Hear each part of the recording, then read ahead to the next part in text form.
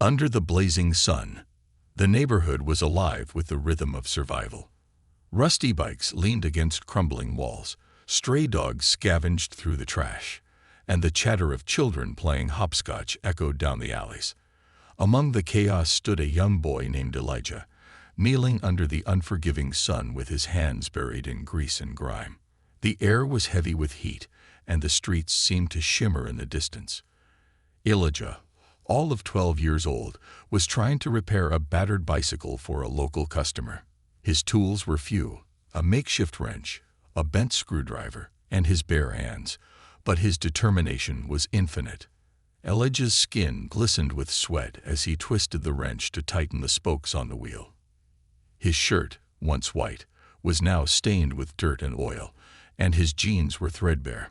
Despite the oppressive heat and the hunger gnawing at his stomach, his face was set with a look of fierce concentration. He couldn't afford to mess this up. This small job was his only chance to earn enough to buy bread and milk for his family. Almost there, Elijah muttered to himself, wiping his brow with the back of his hand, leaving a streak of grease across his forehead. In the distance, the rattle of a cart drew his attention.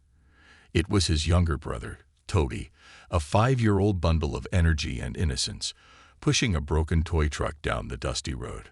The sight of Toby's bright smile was both a comfort and a source of anguish for Elijah. He loved his brother deeply, but the weight of responsibility he carried for him and their sick mother was a constant burden. "Elijah, can you fix this truck for me?" Toby asked, his eyes wide with hope as he held up the broken toy.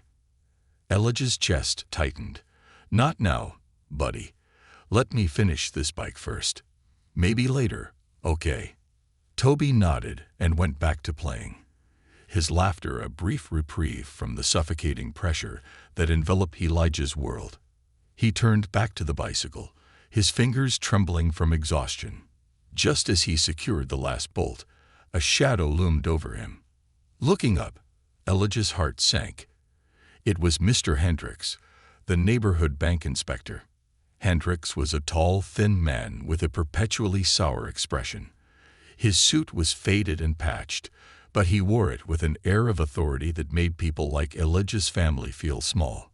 "Elijah," Hendricks began in his usual condescending tone, "your mother's overdue on the rent again. You know what that means." Elijah's jaw tightened. "I know, sir. We're trying." "Trying won't cut it," Hendricks snapped. "You've got a week. If I don't have the money by then, you'll be out on the street." With that, Hendricks turned and walked away, leaving Elijah to grapple with the weight of his words. The boy stood there for a moment, his head bowed, his fists clenched. Around him, the neighborhood seemed to pause, as if holding its breath. He felt the stares of neighbors, some sympathetic, others judgmental, but he refused to cry. Instead, he swallowed his anger and despair, turning back to his work. That night, Elijah returned to their tiny one-room home to find his mother lying on the rickety bed. Her cough was worse, and her frail frame seemed even thinner than the day before. The sight of her like this always filled Elijah with a mixture of love and helplessness. She had once been a vibrant woman, full of life and laughter, but illness and hardship had stolen that from her. "How was your day, Eli?" she asked weakly, her voice barely above a whisper. "Fine, Mama," he replied, forcing a smile. "I fixed a bike today. Made a little money." She nodded, her eyes filled with pride and sorrow. "You work so hard for us, Elijah. Don't forget to take care of yourself, too." "I will, Mama," he lied. "Get some rest. I'll take care of everything." As his mother drifted off to sleep, Elijah sat by the window, staring out at the stars. He thought of Toby's innocent laughter, his mother's fragile health, and the looming eviction notice.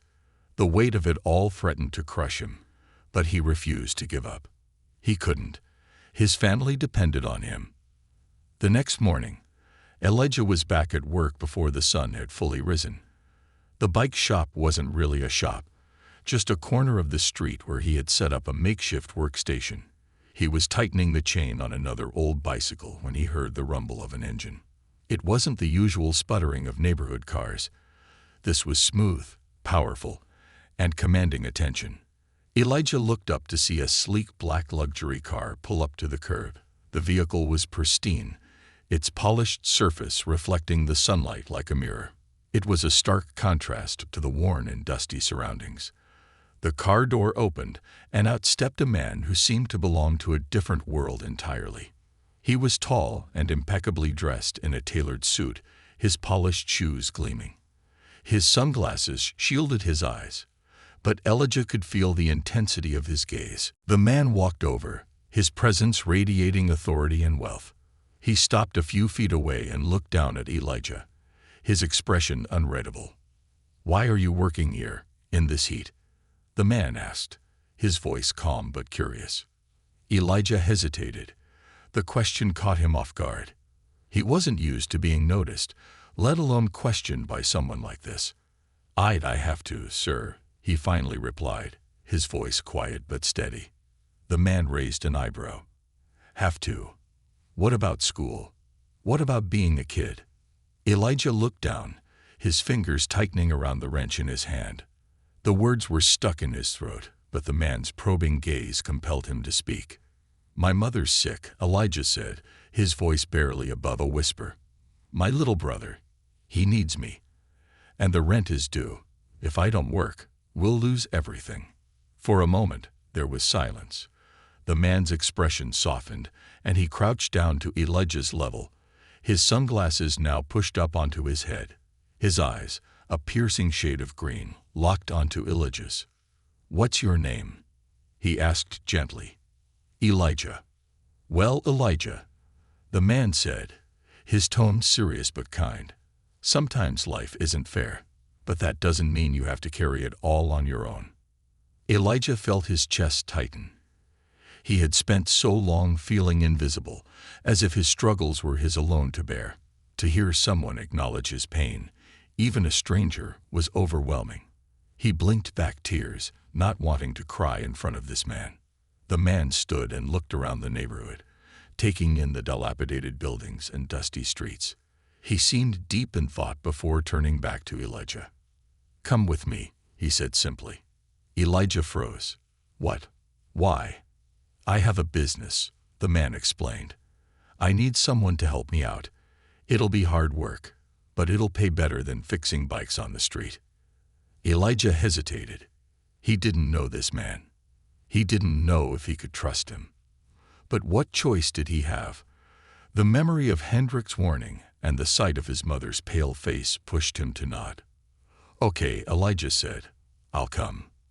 The man smiled faintly and handed Elijah a business card. "Be ready tomorrow morning. I'll pick you up." As the man got back into his car and drove away, Elijah stood there, clutching the card. For the first time in a long while, he felt a flicker of hope. Maybe, just maybe, this was the chance he had been waiting for. A glimpse into another world. The dawn crept into the small room through a crack in the worn curtains. Elijah was already awake, sitting on the edge of the rickety bed he shared with Toby. His little brother was curled up next to him, still fast asleep, clutching his broken toy truck as if it were a priceless treasure. Elijah reached out to smooth Toby's unruly hair, his heart heavy. He hoped this new opportunity would bring a sliver of change, even if only enough to keep their family afloat. Quietly, Elijah dressed in his usual attire, an old, oversized shirt and jeans patched with scraps of fabric his mother had sewn on over the years. He splashed cold water on his face from a basin in the corner, shaking off the remnants of sleep. His mother stirred on the bed, her weak cough breaking the silence. "You're up early," she murmured, her voice soft and strained. Elijah turned to her, forcing a smile. "I got a new job today, Mama. A better one." Her brow furrowed with concern. "Better? What kind of job?" "You're still a child, Eli. You shouldn't have to." "I'll be fine, Mama," he interrupted gently, walking over to tuck the blanket around her. "Just rest. I'll take care of everything." Before she could protest, the sound of a car horn blared outside, startling them both. Elijah's pulse quickened.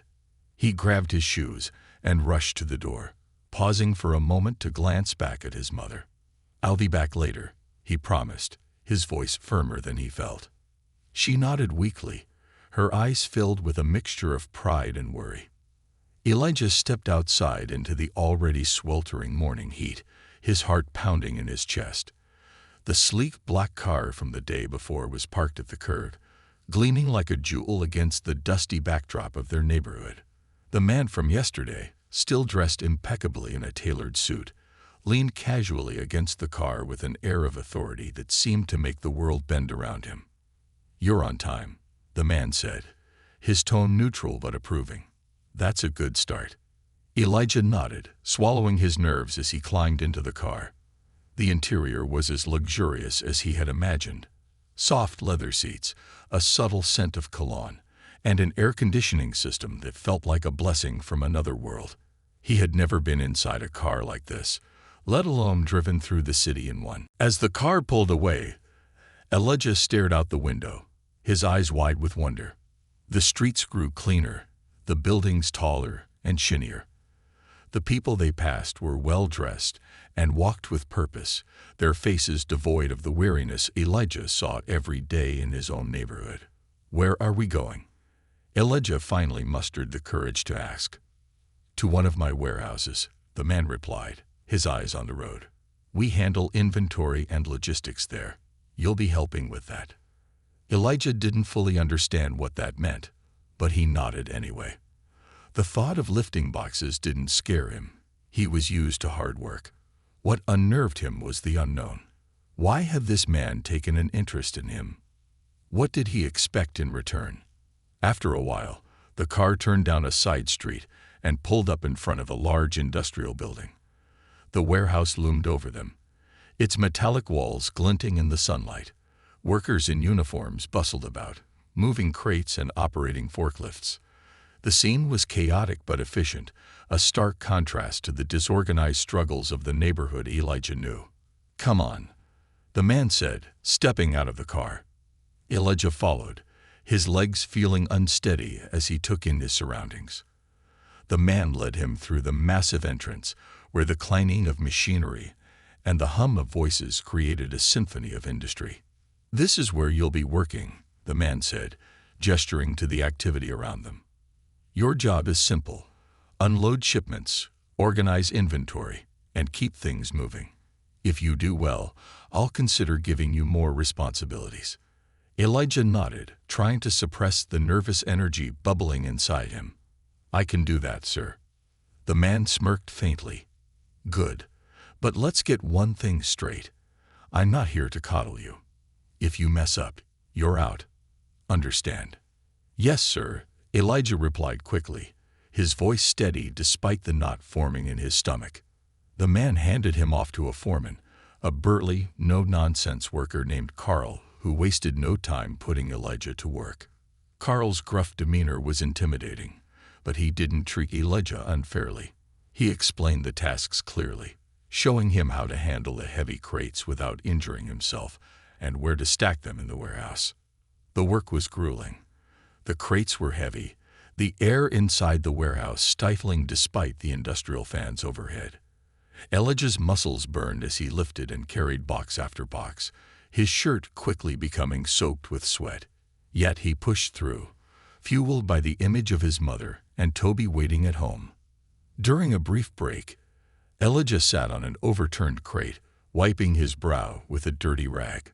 He looked around at the other workers, most of whom were older men with weathered faces and tired eyes. They nodded at him in quiet acknowledgement but said little. Elijah didn't mind. He was used to keeping to himself. As he rested, the man, the millionaire, appeared again, his presence commanding attention. He walked through the warehouse, inspecting the operations with a critical eye. When his gaze landed on Elijah, he paused. "How's he doing?" the man asked Carl. "Not bad for a kid," Carl replied with a shrug. "He's got the grit." The man nodded, his expression unreadable as he turned to Elijah. "Keep it up. You might have a future here." Elijah nodded silently, unsure whether the words were a compliment or a challenge. By the end of the day, Elijah's body felt like it had been put through a wringer.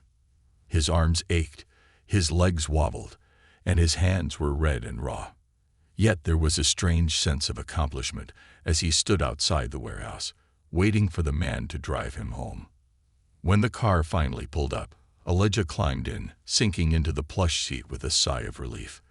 The man glanced at him briefly before starting the engine. "You did well today," the man said, his tone measured. "But don't get comfortable. Tomorrow will be harder." Elijah nodded, too tired to respond. As the car wove through the city streets, he stared out the window, his mind racing. He couldn't shake the feeling that there was more to this arrangement than the man was letting on. Why had he been chosen? And why did the man, who clearly had everything, seem so invested in testing him? When they reached Elijah's neighborhood, the contrast between the gleaming city and the crumbling streets was more jarring than ever. The car came to a stop in front of his house, and the man handed Elijah a small envelope. "Your first day's pay," he said simply. "I'll see you tomorrow." Elijah took the envelope with trembling hands. He muttered a quick thank you before stepping out of the car, watching as it disappeared down the street. Inside the house, his mother was sitting up, her face lighting up when she saw him. "How was it?" she asked eagerly. Elijah opened the envelope and pulled out a few crisp bills. It wasn't a fortune, but it was more than he had ever earned in a single day. "It's a start," he said, smiling for the first time in what felt like ages. His mother's eyes glistened with tears as she reached out to hug him. "I'm so proud of you, Eli." As the sun set over the neighborhood, Elijah sat by the window, the envelope clutched in his hands. For the first time in a long while, he felt a spark of hope, a sense that maybe, just maybe, things could get better. But deep down, he couldn't ignore the nagging questions. Who was this man who had stepped into his life so suddenly? And what did he really want? The man behind the curtain. The next morning, Elijah woke up to the faint hum of the city coming alive. The sounds of distant car horns, children's laughter, and the occasional barking of a stray dog mixed with the early morning haze. His body ached from the previous day's work, every muscle protesting as he swung his legs out of bed. Toby was still asleep, snuggled up against their mother, who seemed to be resting better than usual. Elijah couldn't help but smile at the sight. For the first time in weeks, there was food on the table, even if it was just a loaf of bread and a carton of milk. Elijah's steps felt lighter as he got ready. The ache in his body was a reminder that he had done something meaningful, something that mattered. He was out the door before his mother or Toby woke up, determined to make it to the warehouse on time. The black car was already waiting for him at the curb. The Millionaire, as composed as ever, gave him a curt nod as Elijah climbed in. The ride was quiet, the silence punctuated only by the soft hum of the engine. Elijah wanted to ask questions, who this man really was, why he had chosen to help him. But the words caught in his throat. The man's aura of authority was almost suffocating, making Elijah feel small and unsure. Instead, he focused on the city passing by outside the window. The same tall buildings, the same clean streets, the same people moving with purpose. It felt like another universe, one where Elijah didn't belong. "You're quiet," the man said suddenly, his voice breaking the silence. Elijah turned to him, startled. "Just thinking." "Sir." "About?" Elijah hesitated. "About why you're helping me." The man's lips twitched, almost forming a smile. "Let's just say I see potential in you. But whether you live up to it or not is entirely up to you." Elijah frowned, unsure what to make of the cryptic response. Before he could ask anything else, they arrived at the warehouse. The day's work was just as grueling as the first. The crates seemed heavier, the heat more oppressive, and the foreman, Carl, less forgiving. Elijah worked tirelessly, lifting and stacking boxes, his arms and legs screaming for relief. By lunchtime, he was drenched in sweat and had barely enough energy to chew the sandwich he had brought from home. As he sat on an overturned crate in a shaded corner, He noticed the millionaire watching him from a distance. The man wasn't supervising the workers like Carl. He was observing Elijah specifically. His intense gaze made Elijah feel exposed, as if the man could see every thought and doubt swirling in his mind. Why does he keep watching me? Elijah muttered under his breath. One of the older workers sitting nearby overheard him and chuckled. That's Mr. Grayson for you, always sizing people up. Mr. Grayson? Elijah asked, intrigued. The man nodded. The owner of this whole operation. They say he came from nothing, built his empire from scratch. But he's a hard man. Don't expect any favors from him. Elijah's curiosity deepened. So the millionaire had a name, Mr. Grayson, and a story. But what kind of man was he? Why had he, of all people, reached out to someone like Elijah? Later that afternoon, as Elijah was stacking boxes in the far corner of the warehouse, Mr. Grayson approached him. He was holding a clipboard, his expression unreadable. Elijah, he said, his voice cutting through the noise of the warehouse. Elijah straightened up immediately, wiping his hands on his jeans. Yes, sir. I need you to come with me, Grayson said, turning on his heel without waiting for a response. Elijah followed, his heart pounding. He couldn't shake the feeling that something significant was about to happen. Grayson led him through the maze of crates and machinery, eventually arriving at a small office tucked away at the back of the warehouse. The room was simple but functional, with a desk, a filing cabinet, and a single window that overlooked the bustling floor below. Grayson gestured for Elijah to sit in the chair opposite the desk. He remained standing, leaning against the edge of the desk with his arms crossed. You've been doing good work, Grayson began, his tone matter-of-fact. Better than I expected. Thank you, sir, Elijah said cautiously, unsure where this was leading. Grayson studied him for a moment before speaking again. Tell me about your family. Elijah blinked, caught off guard by the question. My family? Yes, Grayson said, his gaze unwavering. Your mother, your brother. What's your situation? Elijah hesitated. He wasn't used to opening up, especially to someone like Grayson. But there was something in the man's eyes, something almost human, that made him decide to speak. My mom's been sick for a while, Elijah admitted, his voice low. She can't work anymore. And Toby, my little brother, he's only 5. It's just the 3 of us. I do what I can to keep us going. Grayson nodded, his expression unreadable. And your father? Elijah looked down, his hands clenching into fists. He left, years ago. For a moment, there was silence. Then Grayson spoke, his voice softer than Elijah had ever heard it. I know what that's like. Elijah's head snapped up, surprise flickering across his face. Grayson's usual air of detachment seemed to waver, replaced by something almost vulnerable. My father left too. Grayson continued, his gaze distant. Left my mother and me to fend for ourselves. I was about your age when I started working to keep us afloat.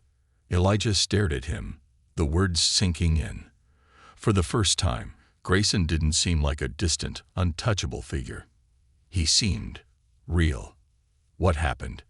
Elijah asked, his voice barely above a whisper.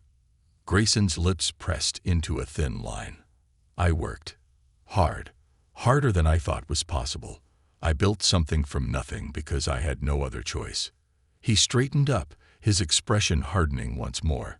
That's why I'm helping you, Elijah, because I see a part of myself in you. But let me make one thing clear. You'll have to earn everything. Nothing will be handed to you. Elijah nodded, his chest tightening with a mixture of determination and gratitude. I understand, sir. Grayson's gaze lingered on him for a moment longer before he turned away, walking over to the window. Get back to work. And keep proving me right. The rest of the day passed in a blur. Elijah couldn't stop thinking about what Grayson had told him. The man who seemed so far removed from his world had once been in his shoes. It was a revelation that both inspired and intimidated him. As the sun dipped below the horizon, casting long shadows across the warehouse, Elijah finished his last task and prepared to leave. Grayson was waiting for him by the car, as usual. The ride home was silent, but it wasn't the same uncomfortable silence as before. This time, it felt like a shared understanding. When they arrived at Elijah's house, Grayson handed him another envelope. "This is for today," he said simply. Elijah took it, nodding his thanks. Before he could step out of the car, Grayson spoke again. "Tomorrow, come prepared. There's more to learn than just lifting boxes." Elijah's brow furrowed. "What do you mean?" Grayson smirked faintly. "You'll see."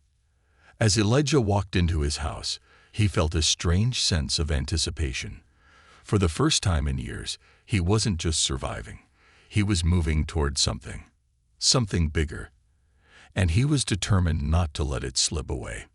The first lesson. The next morning, Elijah awoke with a sense of purpose unlike anything he'd felt before. Grayson's words echoed in his mind. There's more to learn than just lifting boxes. What could he have meant? Was this another test? Another challenge? Elijah didn't know, but he was determined to prove himself worthy of whatever opportunity lay ahead. After a quick breakfast of bread and milk, he kissed his mother on the forehead as she stirred weakly in bed and promised Toby that he'd try to fix his broken toy when he got back. The black car was waiting for him again, a constant reminder of the world that seemed so far removed from his own. As the car sped through the city, Grayson remained silent, his eyes focused on the road ahead. Elijah noticed something different about him today.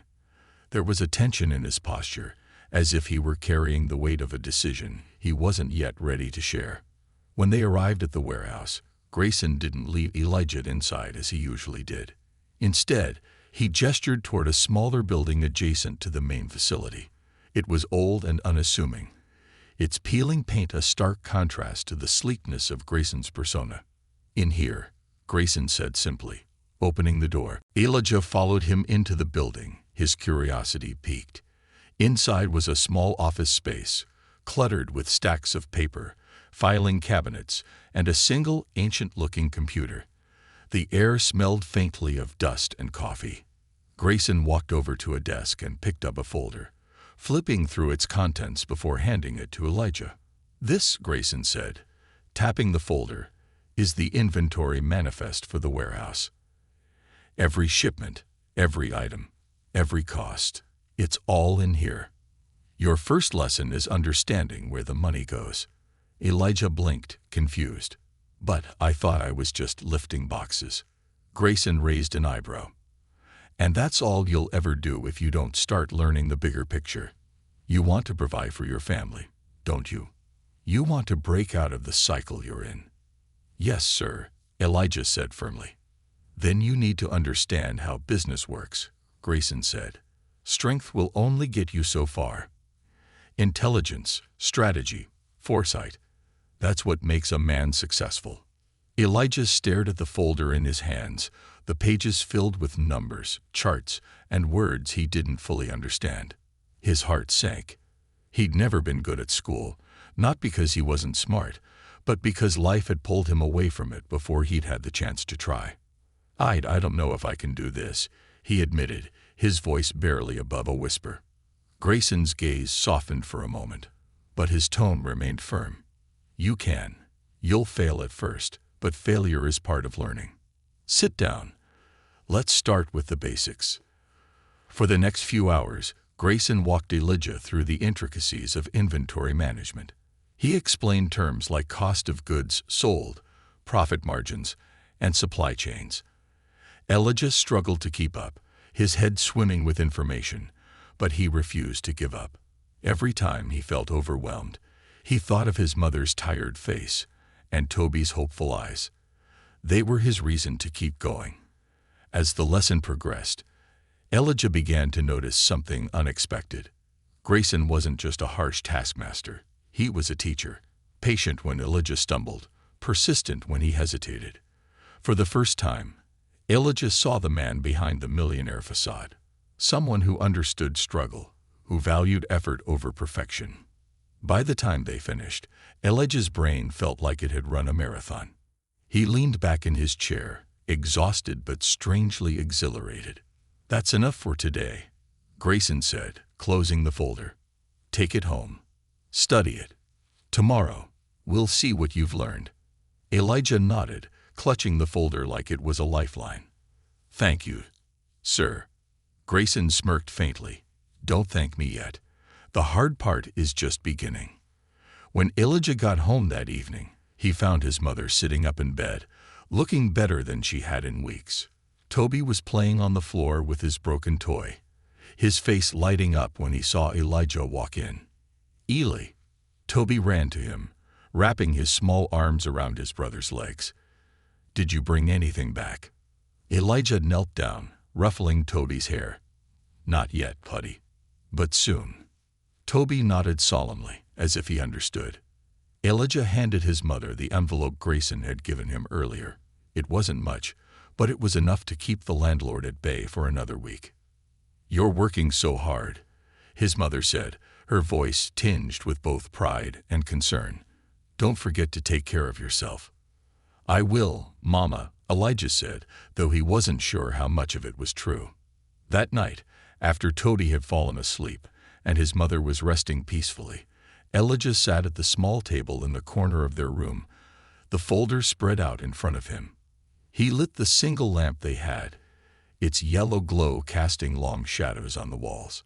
Slowly, painstakingly, he went over every page, trying to make sense of the numbers and concepts Grayson had introduced him to.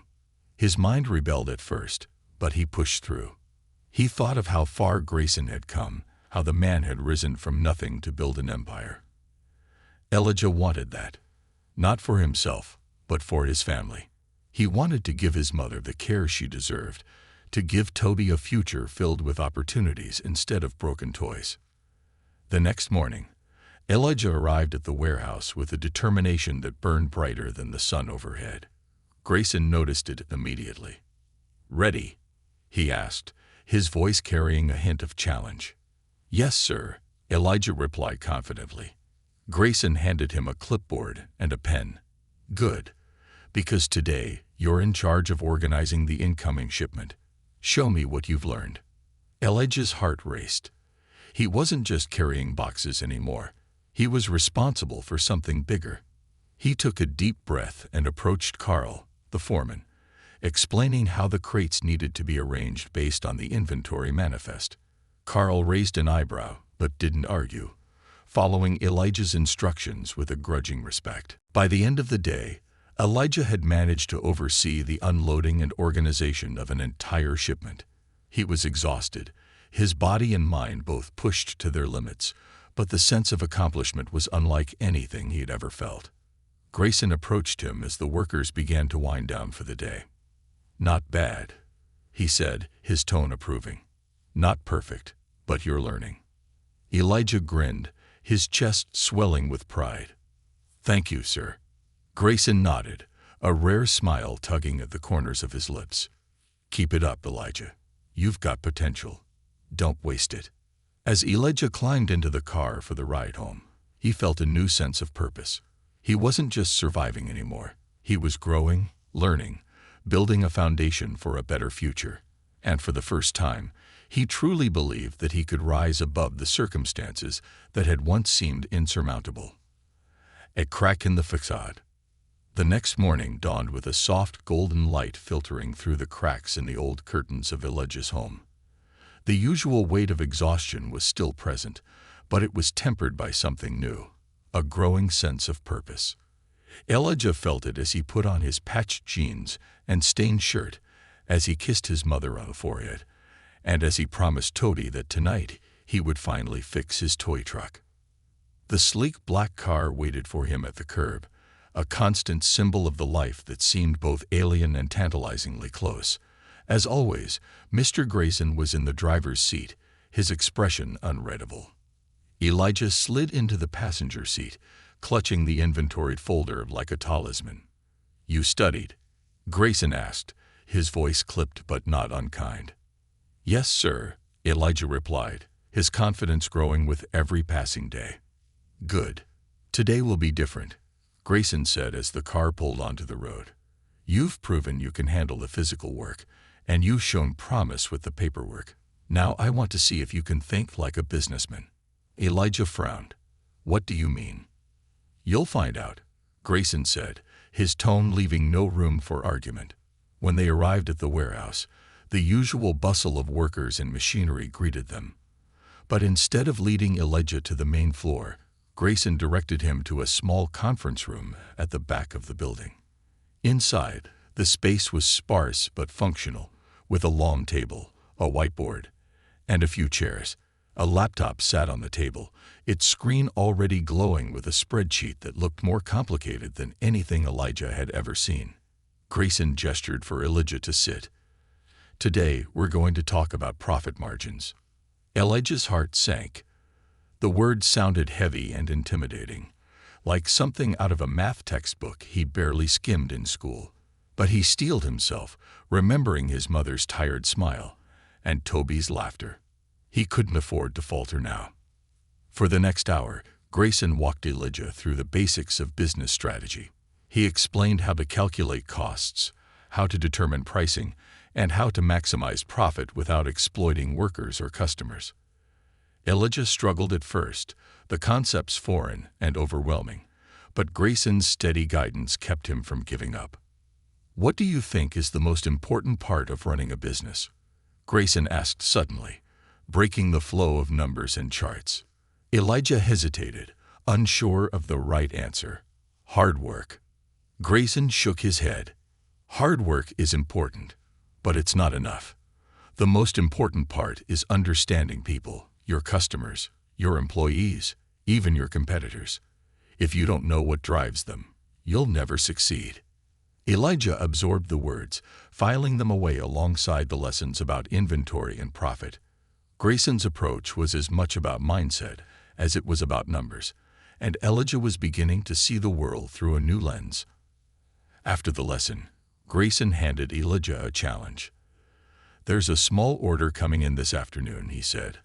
"I want you to manage it from start to finish.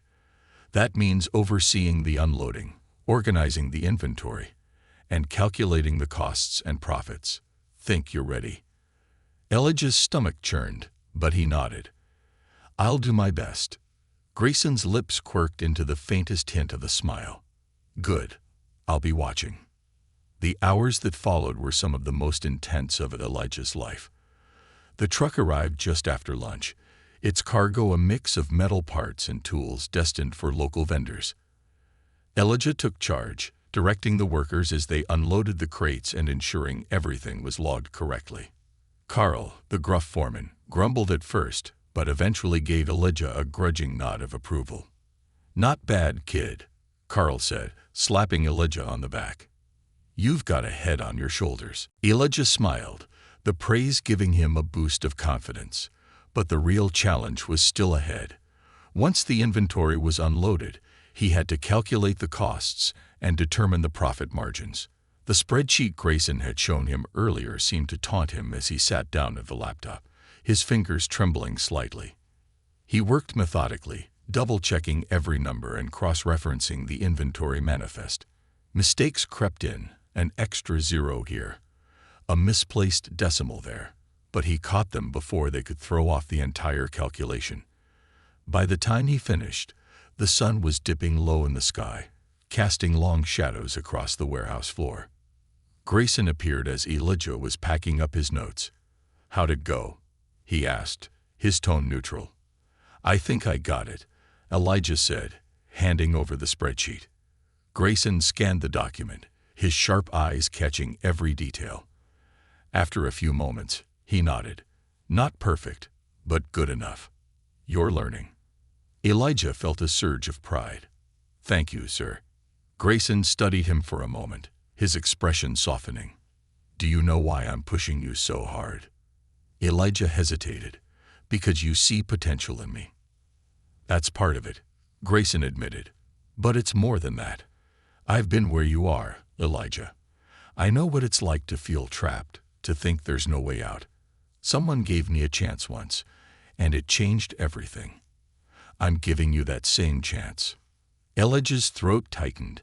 He didn't know what to say, so he simply nodded. As they drove home, the weight of Grayson's words settled over Elijah like a warm blanket. For the first time, he saw Grayson not as an intimidating figure, but as a man who had once struggled just as he was now. It gave Elijah hope, not just for himself, but for Toby and his mother. If Grayson could rise above his circumstances, so could he. When they reached Elijah's house, Grayson handed him another envelope, thicker than the last. "Your pay for the week," he said. "You've earned it." Elijah's hand shook as he took the envelope. "Thank you, sir, for everything." Grayson nodded, his gaze steady. "Keep working hard, Elijah. The road ahead won't be easy, but you're on the right path." As Grayson drove away, Elijah stood outside his house for a moment, staring up at the stars just beginning to appear. He felt something he hadn't felt in years, a sense of possibility. The future wasn't a shadowy unknown anymore. It was a path he could shape with his own hands. Inside, his mother greeted him with a tired smile, and Toby ran to him, holding up the broken toy truck. Elijah knelt down, taking the toy and examining it closely. "I'll fix it tonight," he promised. "I swear." For the first time, he truly believed he could, breaking the cycle. The night was quiet as Elijah sat at the small kitchen table, the single lamp illuminating the toy truck Toby had given him. Its wheels were bent, the axle nearly broken in two. As his fingers worked to realign the tiny parts, he thought about the day's events. The feeling of pride from managing the shipment and Grayson's words of encouragement lingered in his mind. He was no longer just surviving. He was building something, a foundation for a life he'd never thought possible. With a final twist of the screwdriver, the truck's wheels clicked into place. Elijah smiled, his chest swelling with satisfaction. He carried the toy into the other room, where Toby was curled up on the bed next to their mother, fast asleep. Gently, Elijah placed the truck beside his brother and whispered, "Dream big, little man." The next morning, Elijah woke up to Toby's excited cries. The boy was racing around the small room, pushing his newly repaired truck across the floor as if it were the fastest car in the world. Their mother watched from the bed, her face lighting up with a rare smile. "Elijah," she said softly as he sat beside her, "you're doing so much for us. I'm proud of you, but I worry. You're still just a boy." Elijah took her hand, his grip firm. "Mama, I'm doing what I have to. One day, I'll make sure you never have to worry again." She nodded, tears welling in her eyes. "You've already done more than I could ever ask." The black car was waiting for Elijah as usual, but today felt different. Grayson was leaning against the hood, his expression more relaxed than Elijah had ever seen it. When Elijah approached, Grayson tossed him a set of keys. "Get in," Grayson said, a faint smile tugging at his lips. Elijah stared at the keys, confused. "You want me to drive?" "It's time you started learning more than just business," Grayson replied, opening the passenger door. "Let's see if you can handle this." Elijah's heart raced as he climbed into the driver's seat. The car's leather interior felt even more luxurious from this angle, and the controls were intimidating. Grayson walked him through the basics, his voice calm but firm. At first, Elijah's hand shook as he turned the ignition, but as the car hummed to life, a wave of exhilaration washed over him. The first few minutes were nerve-wracking. Elijah's foot hesitated on the gas pedal, and the car lurched forward awkwardly. Grayson chuckled, his usual stern demeanor softened by amusement. "Relax," Grayson said. "Feel the car. Trust yourself." Elijah took a deep breath, his hands tightening on the wheel. With each passing block, his confidence grew. By the time they reached the warehouse, he was grinning from ear to ear. "You're a quick learner," Grayson said as they parked. "That's going to serve you well." The warehouse was bustling when they arrived, but Grayson led Elijah to a different part of the facility than usual. This area was quieter, filled with rows of desks and computers. A few workers sat at the desks, typing away or talking on headsets. Grayson gestured for Elijah to follow him into a glass-walled office overlooking the main floor. "This," Grayson said, spreading his arms, is the operations hub. Everything that happens in the warehouse is coordinated here. Shipments, schedules, customer orders. If the warehouse is the muscle, this is the brain. Elijah looked around, feeling a mix of awe and intimidation. And you want me to? I want you to shadow one of the managers today. Grayson interrupted. You've shown you can handle the physical work and the numbers. Now it's time to see how decisions are made. Grayson introduced Elijah to a woman named Ms. Carter, a sharp, efficient manager with an air of authority that rivaled Grayson's. She wasted no time putting Elijah to work, explaining how orders were processed, inventory tracked, and shipments scheduled. Elijah listened intently, taking notes and asking questions when he didn't understand. At one point, Ms. Carter handed Elijah a small stack of customer orders. Sort these by priority, she instructed. Start with the highest value clients. Elijah hesitated, unsure how to determine value. Sensing his uncertainty, Ms. Carter explained, look at the order size and frequency. Bigger, more consistent orders mean more value to the business. Elijah nodded, diving into the task. It was challenging, but he methodically worked through the orders, checking his work against the database. When he finished, Ms. Carter reviewed his sorting and gave him an approving nod. You're learning fast, she said. Keep it up. By the end of the day, Elijah was mentally drained but filled with a sense of accomplishment. Grayson met him at the office door, his expression unreadable as always. Well? Grayson asked. It was hard, Elijah admitted, but I think I'm getting the hang of it. Grayson's lips curved into the faintest smile. Good, because this is only the beginning. Elijah followed Grayson back to the car, his mind buzzing with everything he'd learned. As they drove through the city, Grayson broke the silence. Do you know why I brought you into the operations hub today? He asked. To learn how the business works. Elijah guessed. Partly, Grayson said, but also to show you that there's more to success than hard work. It's about seeing the big picture. If you can understand how every piece fits together, you can do more than survive. You can thrive. Elijah nodded, the words sinking in. For the first time, he began to see himself not just as a worker, but as someone who could shape his own future. When they reached Elijah's house, Grayson handed him an envelope, as usual, but this time it was heavier than before. Elijah hesitated, looking up at Grayson in surprise. You've earned it, Grayson said simply. And I have one more thing for you. From the back seat, Grayson retrieved a small box and handed it to Elijah. Inside was a set of tools, brand new and gleaming. For your bike repairs, Grayson explained. I know that's where you started. Never forget where you came from, Elijah. It'll keep you grounded. Elijah's throat tightened as he held the box. Thank you, sir, for everything. Grayson nodded, his expression softer than Elijah had ever seen it.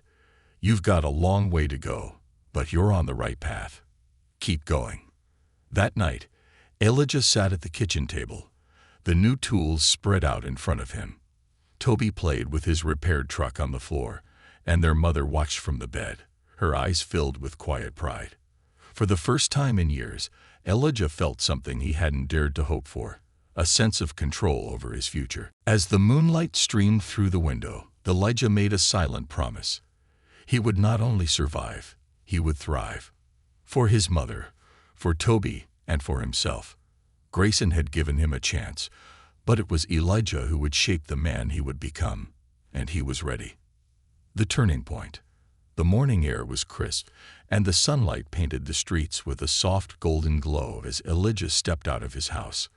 The black car wasn't waiting for him today. Grayson had called early to tell them to make his own way to the warehouse. Elijah wasn't bothered. In fact, he welcomed the chance to walk.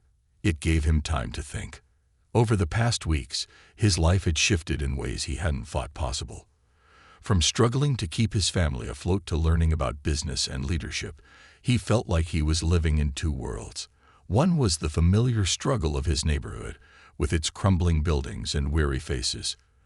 The other was the sleek, fast-paced world of Grayson's empire, where every decision rippled outward to create or destroy opportunity. But today felt different. Grayson's voice on the phone had carried a weight that made Elijah uneasy. There was something unspoken, something Elijah couldn't quite put his finger on.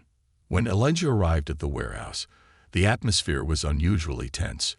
Workers moved quickly, their faces serious, and even Carl, the usually gruff but jovial foreman, looked unusually preoccupied. Elijah made his way to the operations hub, where Ms. Carter was waiting for him. "Elijah," she said, her tone clipped, "Mr. Grayson wants to see you in his office." Now, Elijah's heart skipped a beat. Did he say why? Ms. Carter shook her head. "No, but he doesn't like to be kept waiting." Elijah nodded and made his way to the office at the far end of the warehouse. It was a space he had never been invited into before. The door was slightly ajar, and he hesitated for a moment before knocking. "Come in," Grayson's voice called.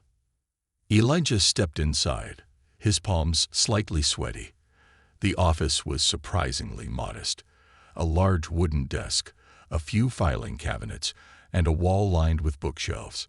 Grayson sat behind the desk, his sharp green eyes focused on a stack of papers in front of him. He gestured for Elijah to sit.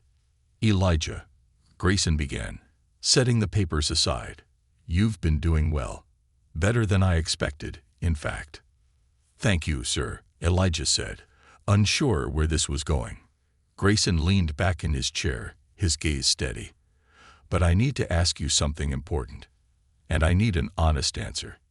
Elijah swallowed hard. "Of course." Grayson steepled his fingers, his expression unreadable.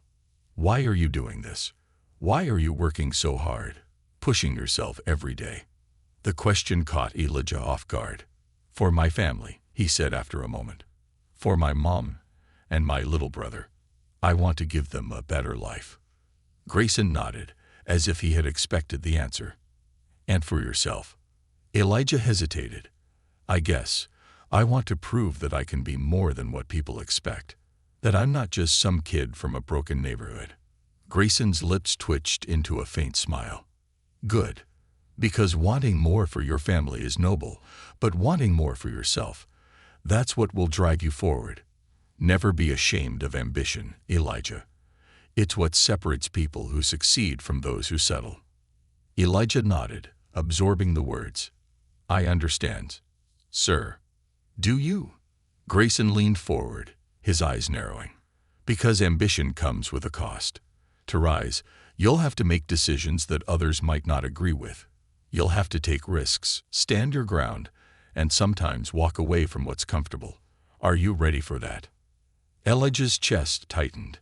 He thought of his mother's frail smile, Toby's laughter, and the long nights spent studying Grayson's lessons. He had already sacrificed so much. Could he give more? "Yes," Elijah said, his voice steady. "I'm ready." Grayson studied him for a long moment before nodding. "Good, because I have a new opportunity for you, but it won't be easy." The next few days were a whirlwind. Grayson pulled Elijah out of the warehouse and brought him into meetings with suppliers, clients, and even financial advisors. Elijah was no longer just observing. He was participating, offering ideas, and learning the art of negotiation. Grayson didn't coddle him. Every mistake was met with sharp criticism, but every success earned a nod of approval. One evening, after a particularly grueling day, Grayson invited Elijah to dinner at a quiet restaurant on the edge of the city. It was a small, dimly lit place, the kind of place where important conversations happened behind closed doors. As they ate, Grayson spoke about his own journey. He shared stories of working long hours in factories, sleeping in his car, and being underestimated at every turn. For the first time, Elijah saw the full scope of the man's life, not just the success, but the struggles that had shaped him. "Do you know the real reason I'm helping you?" Grayson asked, setting down his fork. Elijah shook his head, his curiosity piqued. "Because I see myself in you," Grayson said simply. "But more than that, I see potential. And I want to prove that someone like you can succeed without losing who you are." The words hit Elijah like a punch to the chest. He had spent so much of his life feeling invisible, like his struggles were his alone. To hear someone acknowledge his worth was overwhelming. "Thank you, sir," Elijah said, his voice thick with emotion. Grayson nodded, his expression serious.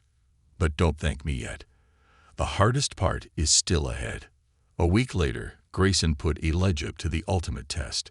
He handed him control of a small project, a shipment of tools destined for a high-profile client.